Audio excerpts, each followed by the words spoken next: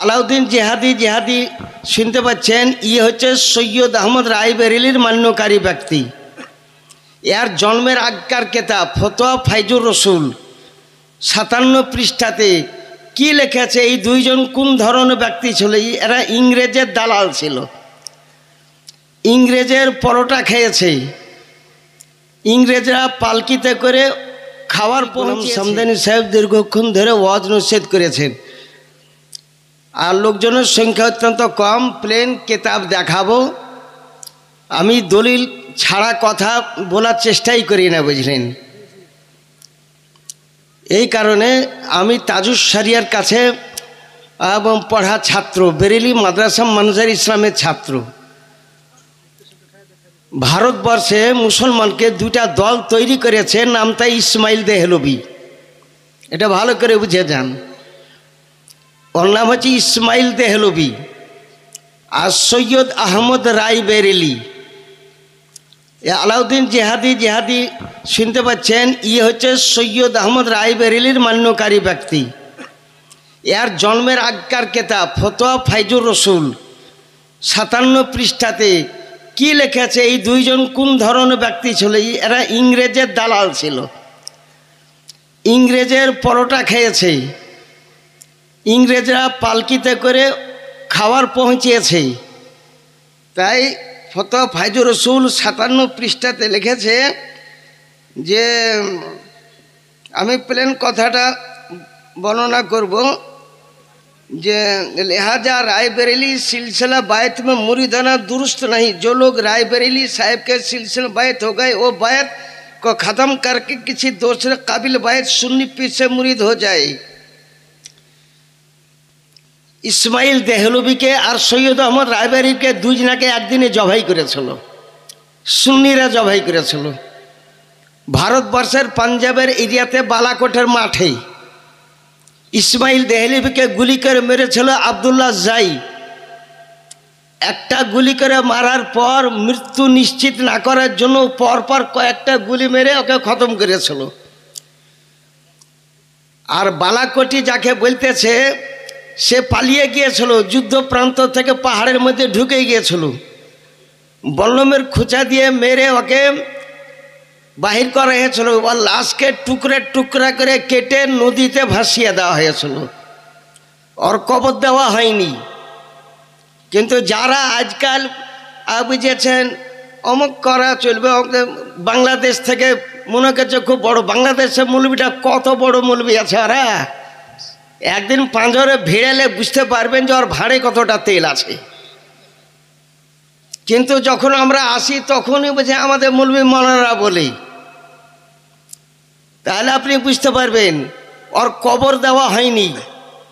আর এরা মানুষকে ঠগাবার জন্য একটা ফার্জি কবর বলা হয়, বইটা বের কর, ফার্জি কবর। একটা বুঝেছে আন্দাজের উপর কবর তৈরি করে, ওই কবরে বুঝেছেন ওরা জিয়ারত করে, সব কিছুই করে ওই কবরে। আসলে ওখানে কবর নাই। কে লেখেছে? এ লেখেছে বুঝছেন নাদওয়াত উলামার সুপারিনটেন্ডেন্ট আবুল হাসান নাদভি লিখেছে। তাই আপনারা অনেক ওয়াজ শুনতেছে, একবারে এত বড় মুখ ফাঁক করে ওয়াজ করছে। আসলে কি ফতুয়া বুঝে? আমার সামনে একখান কেতাব পড়ে শুনিয়ে দেখতো দেখি, একটা কথা শোনাতে পারবে না। আপনারা ভালো করে বুঝলেন যে সৈয়দ আহমদ রায় বেরেলিকেও মানা চলবে না, ইসমাইল দেহলভিকেও মানা চলবে না।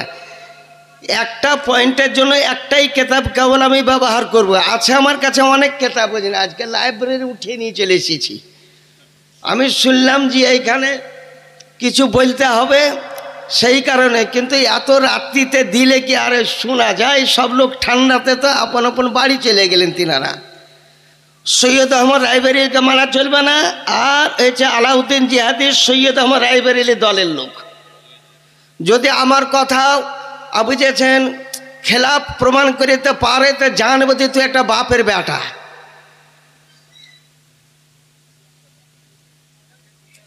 আসলি আর ফার্জে কবর এখানে দেওবন্দি আছে, গায়ের মুক্কালি, তাতে সকলেই আছে। আমরা ফার্জি কবরকে মানি না, মুন গড়া কবরকে মানি না।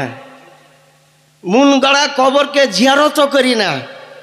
আমার আলা হযরত ইমাম আহমদ রাজা খান বেরুলি বলেছেন, মুন গড়া কবরে জিয়ারত করা হারাম, মিলাদ করাও চলবে না। সেখানে মেলা জায়গাতে পেটের জন্য মুন গড়া কবর তৈরি করে মাজামির হিসাবে বসে যাচ্ছে। লোকে মনে করে যে বড় পীর সাহেবের এখানে মাজার আছে, নজরানা পায়, বুঝলেন। আসলি আর ফার্জি কবর যারা ওলামায়ে কেরাম আছেন তারাই কেবল দেখে নেবেন আপনারা। সাধারণ লোককে কেবল আমি কেতাব বাইর করে দেখাচ্ছি তাই। তো ও ফার্জি কবর, যে কবর নাই, আর যেখানে কবর নাই ওখানে চাদর দেওয়া চলবে না, যেখানে কবর নাই সেখানে ফাতিহা করা চলবে না। এই কারণে ওলামায়ে দেওবন্দ বলেছে যে কবরে ওই চাদর দেওয়া চলবে না। তো ওরা তো ঠিকই বলেছে যে সৈয়দ আহমদ রায়বেরিলির কবরে চাদর দেওয়া চলবে না, ফাতিহা পড়াও চলবে না। আসল কবরে কিন্তু চলবেই, যেমন গৌসে আজমের কবরে চাদর দেওয়া চলবে, খাজা গরিবনাথের কবরে চলবে। এবার আবু দাউদ শরীফ সিয়াসিতে হাদিসটা বাইর করো না, তুল্লাহ ওইটা বাইর করো। আমার বইটা নোটটা দাও, নোটটা দাও, কত পৃষ্ঠা দাগ দাও আছে দেখো একটা।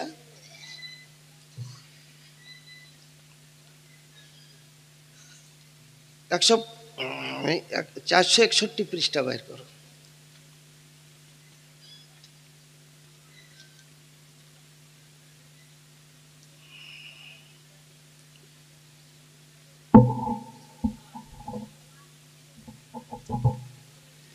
মেয়ে ছেলে দেখেন, আমরা নামাজ পড়ি, নামাজ পড়া ফরজে আইন, নামাজ পড়া কোনো মুসলমানকে মাপ নাই। বেটা ছেলেকেও মাপ নাই, মেয়ে ছেলেকেও নামাজ পড়া মাপ নাই, কাউকে নামাজ পড়া মাপ নাই। কিন্তু মেয়ে ছেলেই এই পীর বাবার দলেরা, পীরের দলেরা মেয়ে ছেলেকে আসার আগ্রহ প্রকাশ করে। কি কারণে? ওদের কাছে কিছু নজরানা পাওয়া যায়। এটা সিয়াসিতে হাদিস আবু দাউদ শরীফ, এটা হলো 461 পৃষ্ঠা আবু দাউদ শরীফ সিয়াসিতের হাদিস। এতে লিখতেছে যে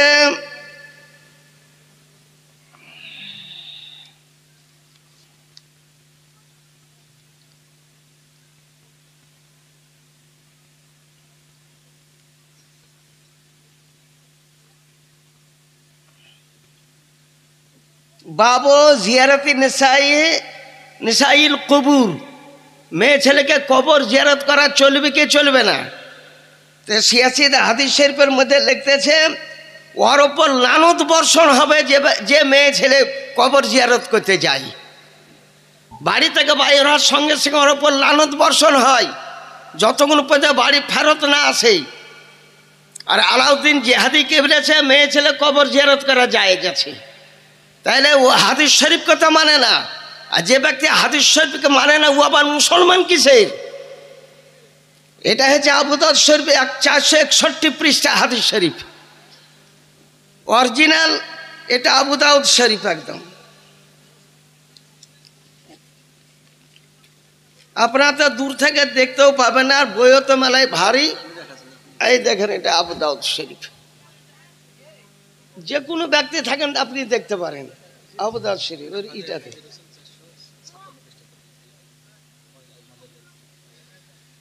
এটা ফতোয়া ফাইজুর রসুল 456 পৃষ্ঠা। মেয়ে ছেলে কোনোদিন কবর জিয়ারত করতে যাবা না। মেয়ে ছেলে ফিতনার জ্বর, তাই ওদেরকে যাওয়া হয়েছে মামনু, নিষেধ।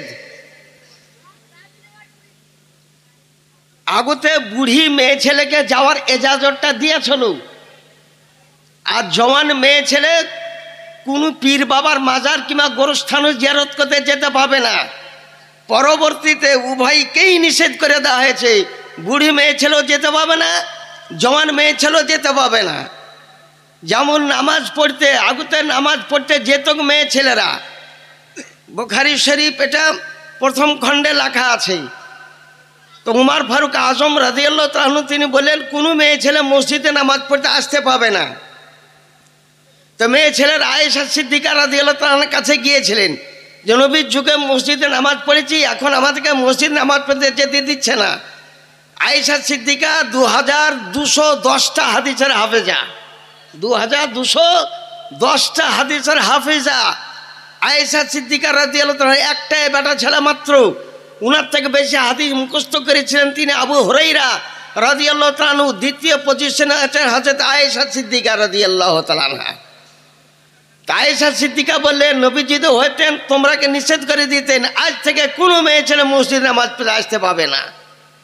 তাই আমরা হানাফি মাযহাবের ব্যক্তি, আমাদের সুন্নি মসজিদে কোনো মেয়ে ছেলে জুমার নামাজও পড়তে পাবে না, ঈদের নামাজও পড়তে পাবে না, বকরা ঈদের নামাজও পড়তে পাবে না, কোনো মেয়ে ছেলে মসজিদে যেতে পাবে না।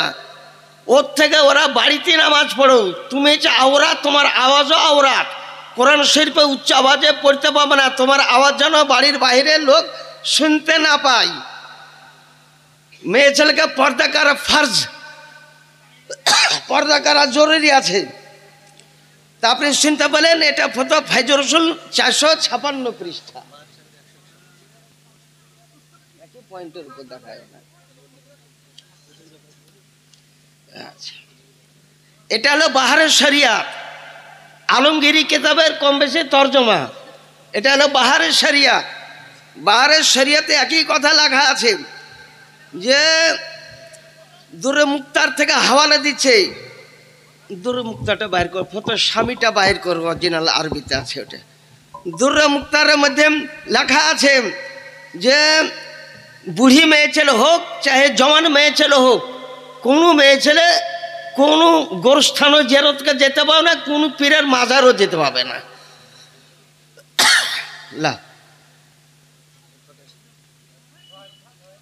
এটা হলো ফতোয়া স্বামী, এটা আরবি ভাষায়। এটা মিশরের থেকে বুঝেন জৈনুল আবেদিন, ইবনুল আবেদিন তিনি এটা লিখেছেন।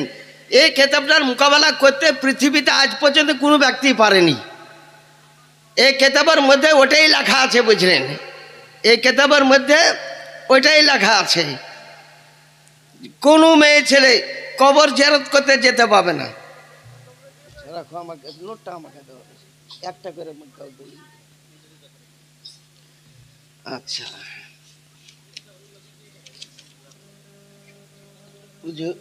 ব্যাপারে হাসতম বাহির করো 467 পৃষ্ঠা। গরু জবাই করে কটা জিনিস খাওয়া চলে না, ছাগল জবাই করে কটা জিনিস খাওয়া চলে না। গরু ছাগল জবাই করে 22টা জিনিস খাওয়া চলে না। তো কসাইরাকে বললে কসাইরা শুনবে? ওরা তো একদম চুরে সব মিশিয়ে বিক্রি করে দিচ্ছে। কিন্তু 1400 হিজরি মুজাদ্দিদ আজম, যে আজকে মাসলাকা আলা হাদার কনফারেন্স, মুজাদ্দিদ আজম বলেছেন গরু ছাগলের 22টা জিনিস খাওয়া চলে না। কারণ কি কি খাওয়া চলে না? আর বলছে উঝড়ি, আতুড়ি, নাড়ি, ভুঁড়ি। আর ও বলছে বাংলাদেশে খুব দাম বেশি। বাংলাদেশ তো আমিও যাই, কোন জায়গাতে ভুঁড়ির দাম বেশি বলুক তো দেখি। তাহলে মিথ্যা কথা কত বড় বলেছে যে বাংলাদেশে ভুঁড়ির দাম এই কারণে বেশি যে সবাই খায়। আর কি কি খাওয়া নিষেধ ভালো করে এক ফাড়া শুনে। আমি বলেছি একটা মশলাতে এক ফাড়া, দুইটা একটা কেতাবের পরিচয় কেবল দিব। হ্যাঁ, ও তো শুনেলাম।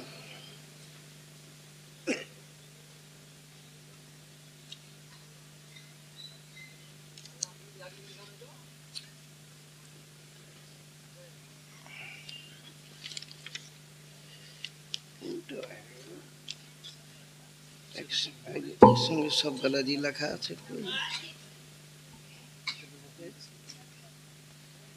এই আমার নোটটা দাও, নোটটা দাও, নোটটা দাও। হ্যাঁ,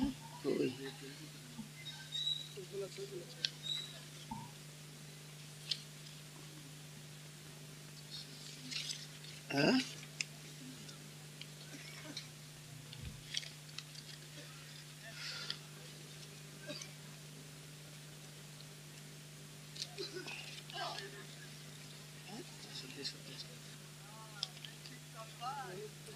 আতুড়ি সম্বন্ধে বলতেছি। ভুঁড়ি, ওকে আরবিতে আমা বলা হয়, আরবিতে আমা বলা হয়। তো আরবির মানে জানে না যে নারীর আরবি কি, ভুঁড়ির আরবি কি, বলে কিছুই সে ব্যক্তি জানে না। তো বলছে আমা কোরআন শরীফ থেকে প্রমাণ করতেছেন ইমাম আহমদ রাজা খান বেরলভি রাদিয়াল্লাহু তাআলা আল খাবিসাতু লিল খাবিসিনা আল খাবিসুনা লিল খাবিসাতি। তাই বলছে आँत, थके बोलছে कि आँत आँत खाने का चीज़ नहीं, फेंक देने का चीज़ है। ওর মধ্যে গোবর পেশাবের বুঝেছেন দিয়া ইয়ে হয়, ওটা মুসলমানের খাবারের জিনিস নয়, এটা হচ্ছে ফেলিয়া দেওয়ার জিনিস। কিংবা কোনো গায়ে অমুসলিম থাকো তো রাগ করো না, তোমাদের বিরুদ্ধে বলতে আসেনি। কোনো অমুসলিম যদি চাহে তোকে দিয়ে দাও, অমুসলিম চাহে যদি দিয়ে দাও, আর নাই মাটিতে পুঁতে দাও, বুঝলেন, মাটিতে পুঁতে দাও।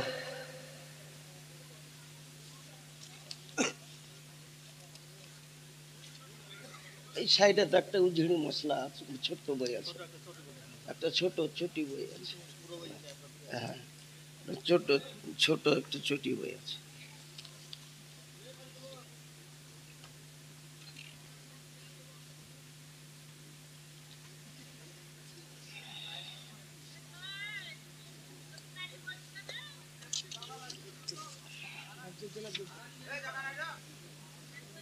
রাখো এটা, পয়লা সাইড আছে, এটারই সাইড আছে, এটারই সাইড আছে, অন্য একটা আমার এখানে নোটটা আর কয়েকটা জিনিস দেখি। ওটা বাইর করো।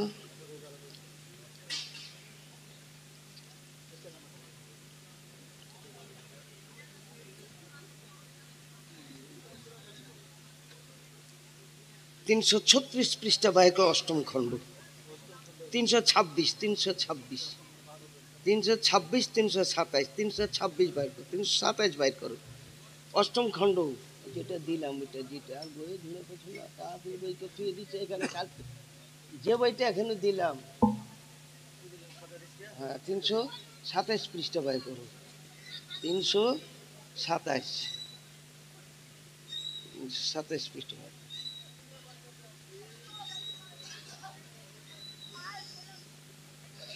উপরে দেখো না পৃষ্ঠা নম্বর লেখা আছে, ধরো এটা ধরো। কি কি খাওয়া চলে না গরুর মধ্যে, ছাগলের মধ্যে, ওটা শুনালেন।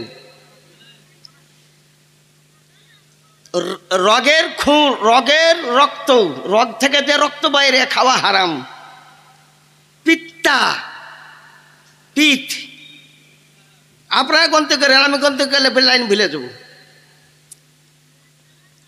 ফুঁকনা, ওর মধ্যে একটা ফটকার মতন থাকে, বুঝলেন, ওকে চিপন দিলে ফটকার শব্দে ফটকা। আর মেয়ে ছেলে বেটা ছেলে থাকো, তোমরা যেমন করে বুঝবে, বুঝে বেটা ছেলে বুঝলেন। গায়ের স্ত্রীলিঙ্গ,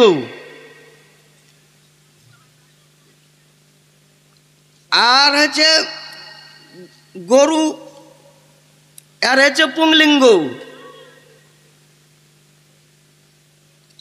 ষাঁড়ের ডিম, দুইটা ডিম থাকে ঝুলে। তারপর গদুদ, ও একটা জিনিস আছে। হারাম মগজ, 3টা মগজ আছে গরুর মধ্যে, পাতলা চর্বিতে, 2 সাইডে 2টা, মাঝে একটা, ওটা কালচা রঙের মগজটা হয়, ওটা খাওয়া হারাম। গর্দনের 2 পাট্টা জবাই করার পর 2টা রগ থাকে, এই রগটা বুঝেন শরীর পর্যন্ত নেমে যায়, ওই 2টা রগ খাওয়া চলবে না। আর কলেজার মধ্যে যে রক্ত থাকে, সে রক্ত খাওয়াও হারাম। তিল্লি, লম্বা জিভার মতন তিল্লির রক্ত খাওয়া চলবে না। গোস্তের মধ্যে যদি রক্ত বাইরে, ওটাও খাওয়া হারাম আছে। দিল কা খুন, ওটাও চলবে না।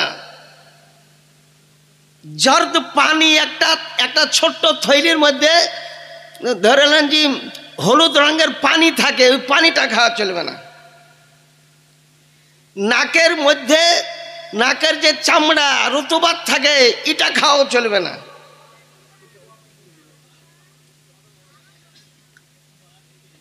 গরুর পায়খানা করার জায়গা, গায়ের পায়খানা করার জায়গা, ওকে দুবুর বলেই, ওটা খাওয়া চলবে না। বাদ দেয় কসাইরা, ফাড়ে দিয়ে তো সব জবাই করে দিল। উঝড়ি, পেঁচানো নাড়ি, এই পেঁচা নাড়িয়ে লোকে বলছে ওটাই বেশি স্বাদ, তো ওটা খাওয়া চলবে না। একটা ফুটবল আছে, ওই ফুটবলটা খাওয়া চলবে না। গরুর বীর্য থাকে জমা, ওটা খাওয়া হারাম। আল্লাহ বলেছে ওটা হচ্ছে নাপাক। নুতফার মধ্যে, বীর্যের মধ্যে যদি খুন থাকে, ওটাও খাওয়া হারাম।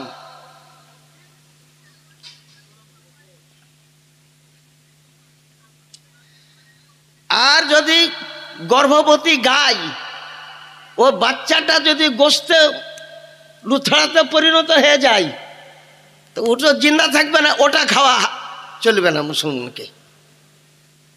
যদি ওটা জিন্দা থাকে তবে ওকে জবাই করে দিতে পারে,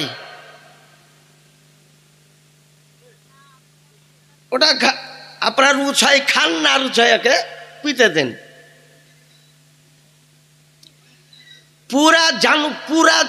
পুরা বাচ্চা তৈরি হয়ে গিয়েছে, আর খালাসর ওই জবাই করার পর শ্বাসরুদ্ধ হয়ে মারপাটি মারা গেল, তো ওর গোস্ত খাওয়া হারাম আছে।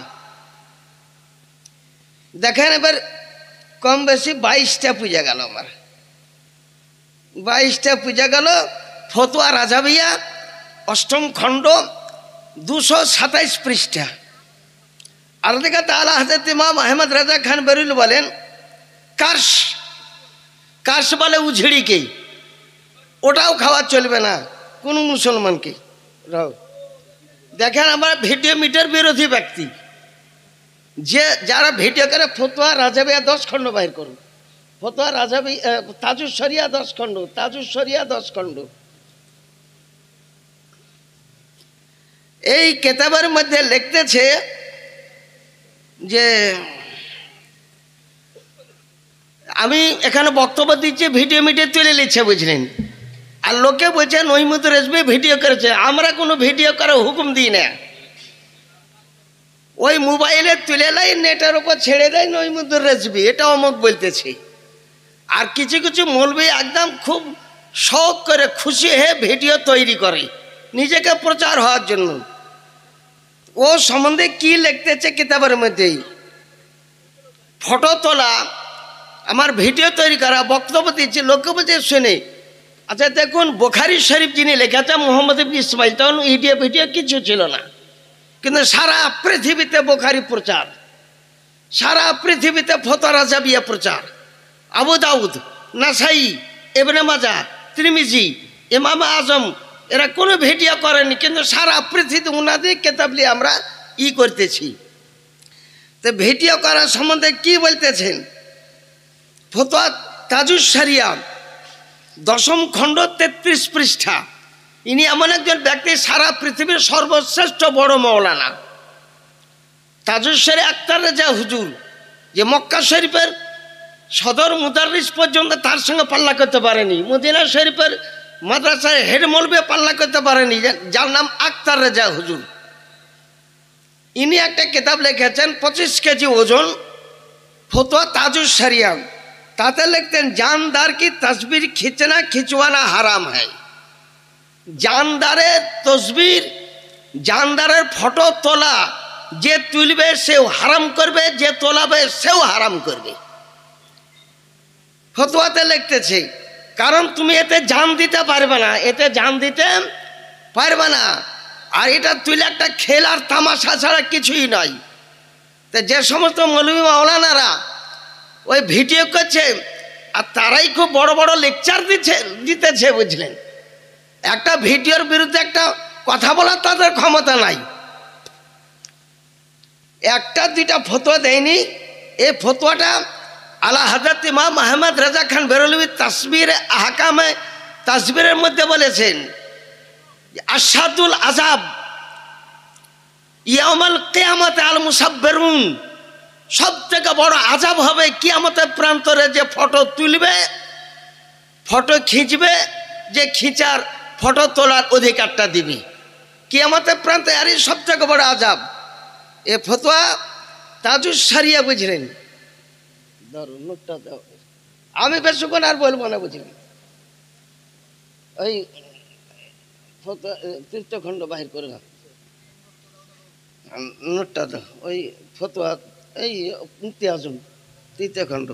লোকে বলছে জামাত করার পর মুনাজাত করা চলবে না, কোনো হাদিসে নাই। এরা এই কথা বলেছে যে কোনো হাদিসেই নাই, বুঝলেন?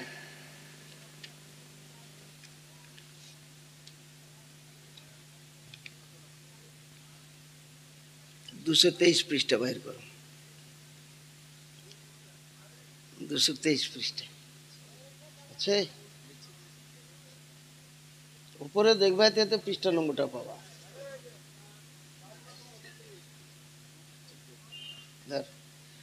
নামাজের পর হাত তুলে দোয়া করা, অনেক ব্যক্তি বলতেছে কোনো হাদিস শরীফই নাই। ইমাম সাহেব দোয়া করবেন, মুক্তাদি আমিন আমিন বলবে, এরা বলছে কোনো হাদিস শরীফের মধ্যে এটা লেখা নাই। আল মুস্তাদরাক লিল হাকিম হাদিসের নাম, আল মুস্তাদরাক লিল হাকিমে লিখতেছে, এবং আল্লাহর কালাম কোরআন শরীফ থেকে প্রমাণ আছে। নামাজ পড়ার পর হাত তুলে দোয়া করো। সূরা আলাম নাশরাহ লাকাতে লেখা আছে, ফাইজা ফারাগতা ফানসব ওয়া ইলা রাব্বিকা ফারগাব। যখন নামাজ সমাপ্ত করবে তখন তোমরা দোয়াতে মশগুল হও।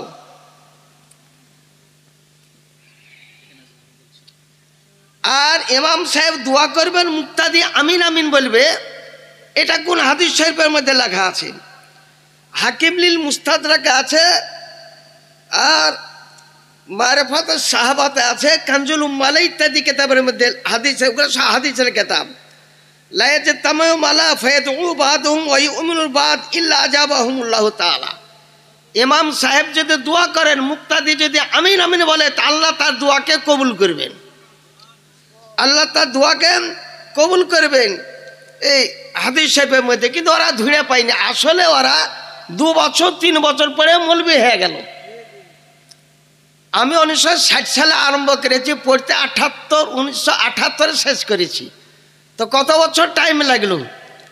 আমি MM করেছি, মুমতাজ মুহাদ্দিসের ডিগ্রি আছে, মুফতিরও ডিগ্রি আছে, আলেমেরও ডিগ্রি আছে, ফাজলেরও ডিগ্রি আছে, তাকাসুফুল ফিকহিল হানাফি ইফতারও ডিগ্রি আছে, সানাদুল এজাজাত আল খেলাফাতের ডিগ্রি আছে, অনেক ডিগ্রি, 10টা ডিগ্রি আছে আমার।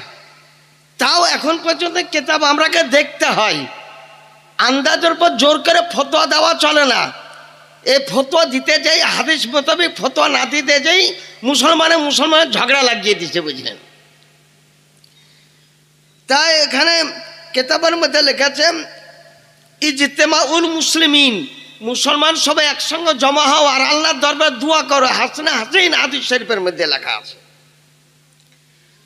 তারপরে এটা শুনতে পেলেন, কোরআন শরীফ থেকে প্রমাণ করেছে, 30 পারা সূরা আলাম নাশরাহ লেখা সদরাক থেকে আরম্ভ করেছে। ওখানে দোয়া করা, হাত তুলে দোয়া করা জায়েজ। জানাজার নামাজ পড়ার পর হাত তুলে দোয়া করা চলবে কি চলবে না? জানাজার নামাজ পড়ার পরও হাত তুলে দোয়া করা চলবে, এবং মাটি দেওয়ার পরও বুঝলেন দোয়া করা চলবে। তারপর কবরে আজান দেওয়া জায়েজ আছে, কবরে আজান দেওয়া জায়েজ আছে। আপনি এখন বলবেন যে ই মশলাতে এখন কেউ বললো না, কবরে আজান দেওয়া ফতোয়া স্বামী, 22 কেজি ওজন, 2য় খণ্ড 50 পৃষ্ঠাতে লেখা আছে, মতলব আল আজান ফি মাওয়াদিআল্লাতি লিগাইরিস সালাত। নামাজ বাদ দিয়ে 9 জায়গাতে আজান দাও, নামাজ বাদ দিয়ে আরো 9 জায়গাতে আজান দাও। কোন কোন টাইমে? ইন্দা মুজদাহিমিল জাইশ, মুসলমান কাফেরের যুদ্ধ যদি হয় তো মুসলমান তুমি আজান দাও, ঢোল বাজায়ও না। আমরা ঢোল বাজার বিপক্ষে। ঢোল তবলা এগুলা বাজানো মুসলমানকে হারাম আছে আহকামের শরীয়ত কেতাবে। অবশ্য আমি সব কেতাবে এনেছি, আহকামের শরীয়ত আছে। তাই এখানে লিখতেছে যে 10 জায়গাতে আজান দাও। একটা নামাজের আজান, যুদ্ধপ্রান্তর আজান। গ্রামে যদি আগুন লেগে যায় তো ওঝা ডেকে পারেন আপনি। গ্রামে আগুন লেগে যায়, একটা দোয়া আছে, ইয়া নারো কুনি বারদাম ও সালামান আলা ইব্রাহিম। 5টা ঢালের ওপর ফুঁক দিয়ে দেন, আর ঢালগালাকে আগুনের উপর চালান, আগুন আস্তে আস্তে বসে যাবে। আর নিজের গ্রামের গরু কিংবা ষাঁড় কিংবা উট মানুষকে যদি তেড়ে মারে, ওর কানে আজান দিয়ে দাও, সেদিন থেকে ও ঠিক হয়ে যাবে। আর যদি তুমি জঙ্গলে গিয়ে রাস্তা ভুলে গিয়েছো, কোন দিক পূর্ব কোন দিক পশ্চিম বাড়ি বা কোন দিকে রাস্তা হারিয়ে গিয়েছে, তো ওখানে তুমি আজান দাও। ঝড় বৃষ্টি তুফান আরম্ভ হলে তুমি আজান দাও, আল্লাহ ঝড় বৃষ্টি কম করে দিবেন। বেটা ছেলে জন্মগ্রহণ করলে 7 বার আজান দাও।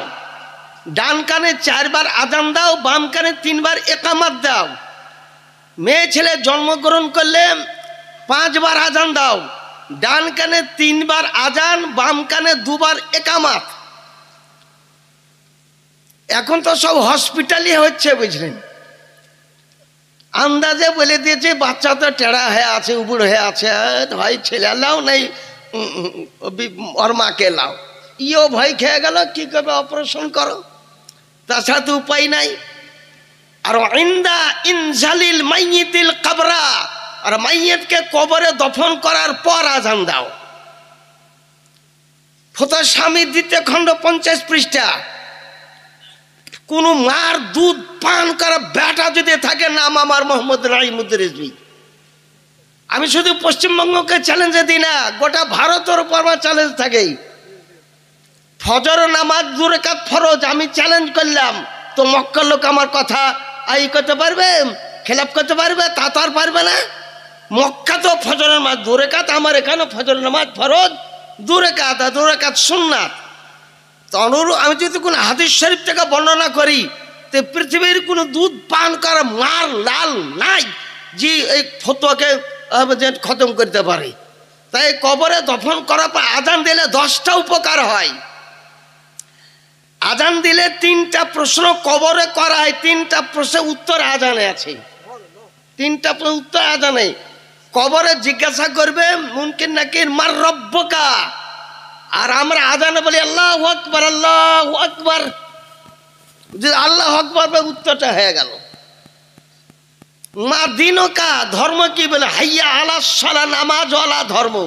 নামাজ পৃথিবীতে একটাই জাতি পড়ে, ওটা হচ্ছে মুসলমান। বাদ বাকি পৃথিবীর কোনো জাতিতে নামাজ পড়ে না। আমার নবীকে, তোমার নবীকে আমরা বলি আশহাদু আন্না মুহাম্মাদুর রাসূলুল্লাহ। আপনি লক্ষ্য করে দেখেন গা, কবরে 3টা প্রশ্নের উত্তর আজান আছে। অতএব কবরে দফন করার পর আজান দেওয়া জায়েজ আছে। খুতবার আজান একটা বাইর করো, মুফতি আজান কোনটা? হ্যাঁ, 155 জুমার দিনকার আজান এই মসজিদ, আমাদের মসজিদে আছে। তো জুমার দিনে নামাজ প্রত্যেক মুসলমান পড়লে গ্রামেও জুমার নামাজ পড়তে হবে, কিন্তু জুমার নামাজ পড়ার পর 4 রাকাত জোহরের ফরজ নামাজ আদায় করতে হবে। আগে তাকে আখেরি জোহর বলতো, কিন্তু আসলে ওটাই জোহরেরই ফরজ নামাজ।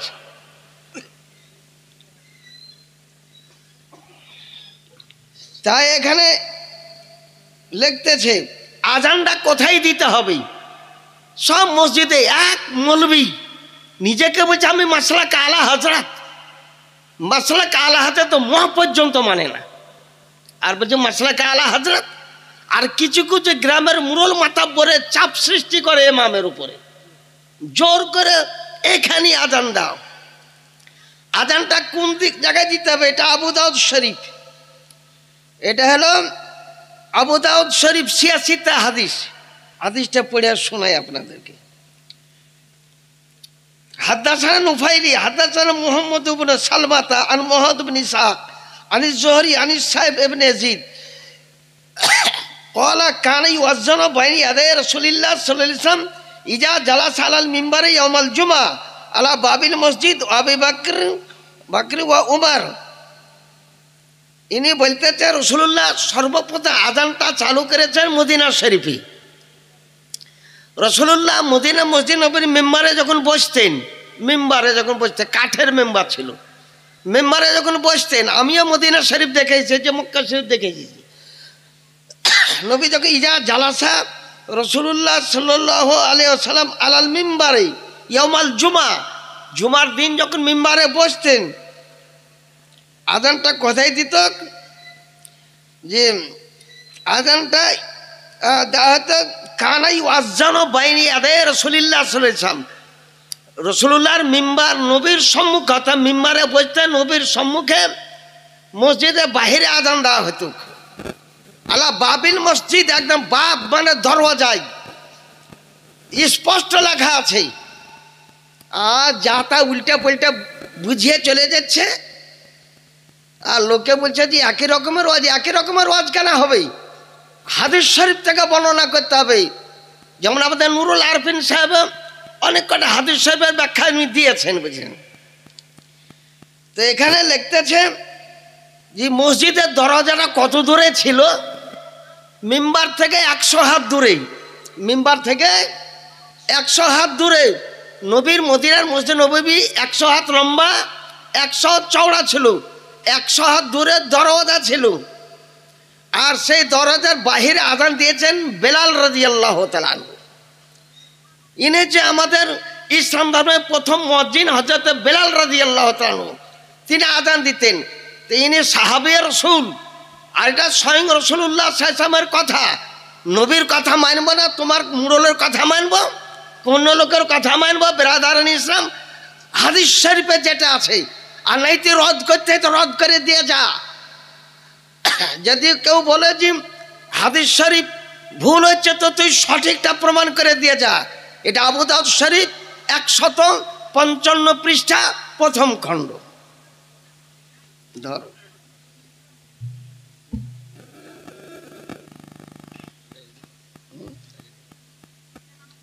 আচ্ছা, এই ডায়েরিটা দাও, ডায়েরিটা দাও, ডায়েরিটা দাও, কিছু আছে কি দেখি এটা।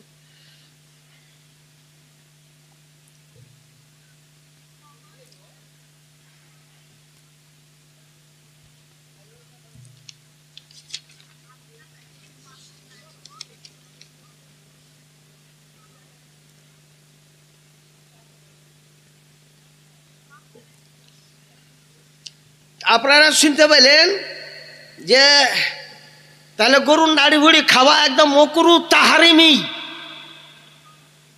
নাড়ি খাওয়া যে মকরু তাহারিমি, হারামের নিকটবর্তী, ওটা খাওয়া চলবে না। আর কোনো আজান 5 ওয়াক্ত তো জুমা তো দূরের কথা, জুমা এবং 5 ওয়াক্ত আজান কোনো আজানই মসজিদের ভিতরে দেওয়া চলবে না, কোনো আজানই মসজিদ ভিতরে দেওয়া চলবে না। দলিল তো মেলা ককে, এক একটা ব্যাপারে মেলা কটাই দলিল এনেছি। আর একটা কথা হয়েছে, ভাই রাগ করেন না, ইমামের পিছনে মুক্তাদি আলহামদ পড়তে পাবে কি পাবে না, যে আলহাম করবে আল্লাহ রব্বু মুহাম্মাদিন সাল্লাল্লাহু আলাইহি ওয়াসাল্লাম নাহনু ইবাদু মুহাম্মাদিন সাল্লাল্লাহু আলাইহি ওয়াসাল্লাম।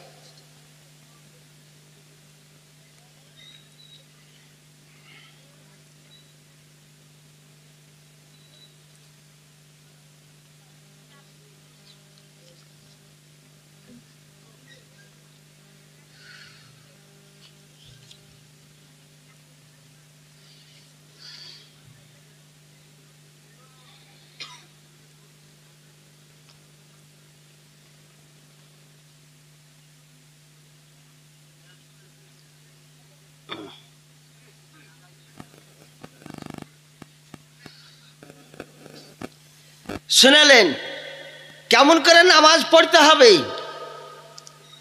নামাজ পড়ার পূর্ণ তারতিব আপনি বুখারী বলেন, মুসলিম বলেন, আবু দাউদ বলেন, নাসাই বলেন, ইবনে মাজাহ বলেন, তিরমিজি, গোড়া থেকে সালাম ফিরা পর্যন্ত এই তারতিবটা কেউ প্রমাণ করতে পারবে না। ওরা বলে যে মাঝহাব মানব না, মাঝহাব মানব না। তো তুই দেখা মহিষের গোশত খাওয়া হালাল না হারাম তুই হাদিস শরীফ থেকে দেখা, কোরআন থেকে দেখা। মহিষের গোশত তাহলে জানবো যে তুমি লেখাপড়া কিছু জানো। কার কাছে যেতে হবে? মুকাল্লিদের কাছে, যারা মাযহাব মানে তাদের কাছে যেতে হবে। ইমাম আজম আবু হানিফার দরবার যেতে হবে। ওটাতে উত্তর দিয়েছেন আল জামুস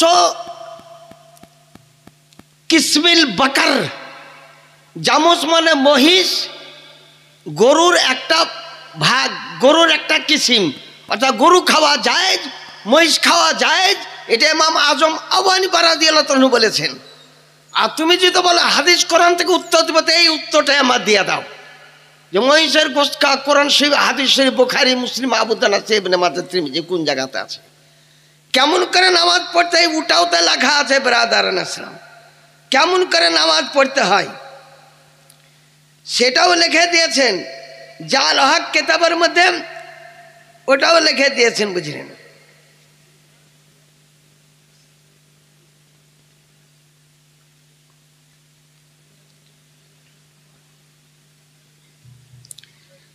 হযরত আব্দুল্লাহ ইবনে মাসউদ রাদিয়াল্লাহু তাআলা তিনি বর্ণনা করেন, ইনি সাহাবে রাসূল, আলা উসাল্লি বিকুম বিসালাতে রাসূলিল্লাহ সাল্লাল্লাহু আলাইহি ওয়াসাল্লাম, আমি কি তোমাদেরকে নবীর মতো নামাজ পড়াবো না? তো সাহাবাই কেরামগণ বলেন নবীর মতনই নামাজ পড়েন। তো ইফতাতাহা বিতাকবীর, তো প্রথমে আল্লাহু আকবার বলে নামাজ শুরু করলেন। ওয়ালাম ইয়ারফা হাত্তা ইউসাল্লিমা, আর নামাজের সালাম ফিরে পর্যন্ত কোনো জায়গায় হাত উঠাননি, কোনো জায়গাতে হাত উঠাননি। এই বারবারই হাত তুলতেছে, রুকুতে উঠার সময় হাত তুলতেছে। এই হাদিস শরীফটা মনসুখ, এটা হচ্ছে মনসুখ হাদিস শরীফ।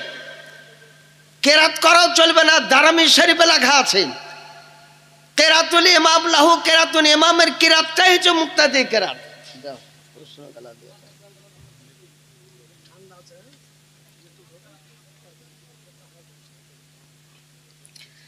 মসজিদে জামাত চলাকালীন কেউ যদি মসজিদে আলাদাভাবে উচ্চ স্বরে নামাজ পড়ে তাহলে কি তার নামাজ হবে?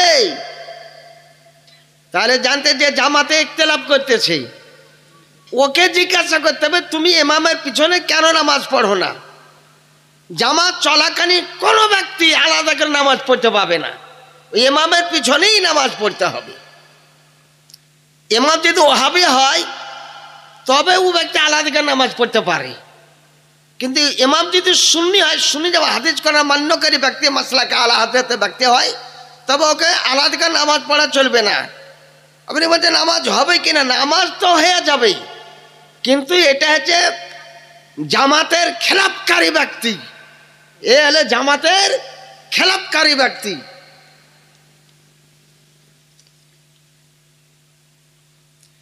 একজন শিক্ষক 5 জায়গায় শিক্ষকতা করে, কিন্তু কোনো জায়গায় সঠিক সময় দিতে পারে না, তার বেতনটা সঠিক সময় আদায় করে নেয়, সেই বেতনটা তার কি হালাল হবে? ওর বেতনটা হালাল হবে না। এখানেও করছে ওখানেও করছে, হাইরা ওর পেট বড়, যে দুনিয়ার একেবারে ওর পেট ভরছে না। মাসলাক আলা হাতে চলুন, আল্লাহ রব্বুল আলামিন রুজি দাতা, রাসূলুল্লাহ রুজি বন্টনকারী। অনুরূপ লেখা আছে, আজকাল গভর্নমেন্ট থেকে টাকা দিচ্ছে মসজিদগিরি করার জন্য, ইমামকেও দিচ্ছে, তো এদিকে ইমামতি ছেড়ে দিয়েছে, আর বেতন খেয়েই চলে যাচ্ছে।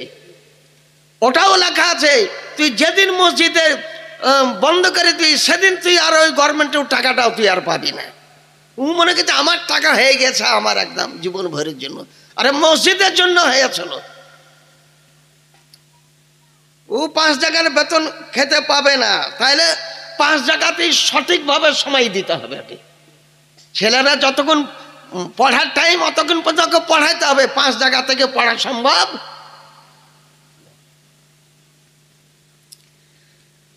একজন দাড়ি চাচা ফাসেক আজান একামত দিতে, এইটা তো যার দাড়ি নেই সে তো রাগ করবেন, রাগ করেন না, ফতোয়ার ব্যাপার আছে। ফতোয়াতে যেটা লেখা আছে, দাড়ি রাখা সুন্নাতে রাসূল, দাড়ি রাখা হচ্ছে 1 মুষ্টি দাড়ি রাখা নবীর হলো সুন্নাত, দাড়ি চাঁচা আছে হারাম। তো ইমাম সাহেব তাকেও পরহেজগার হতে হবে, মুয়াজ্জিন সাহেব তাকেও পরহেজগার হতে হবে। তা দাড়ি চাচায় এক টাইটেল হচ্ছে ফাসেক, আর ফাসেকের আজান দেওয়া চলবে না। দাড়ি ছাটা ব্যক্তির আজান দেওয়া চলবে না। 2 আঙ্গুল দাড়িওয়ালাও আজান দিতে পারবে না, 3 আঙ্গুল দাড়িওয়ালা আজান দিতে পারবে না, বেলচাটুও আজান দিতে পারবে না। মনে করেন যে কেউই নাই, তখন দিবে, সেটা আলাদা কথা।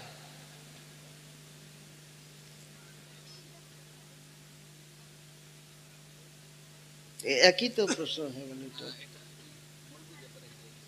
ও, একজন ইমাম সাহেব আর দাঁড়িয়েছে হুচুংচুং দাড়ি, চুয়াংচু দাড়ি, লেলিন কাট, চাইনা কাট দাড়ি, 2 আঙ্গুল দাড়ি, 1.5 আঙ্গুল দাড়ি, খুঁজখুঁজ দাড়ি, আর ইমামতি করার খুব শখ।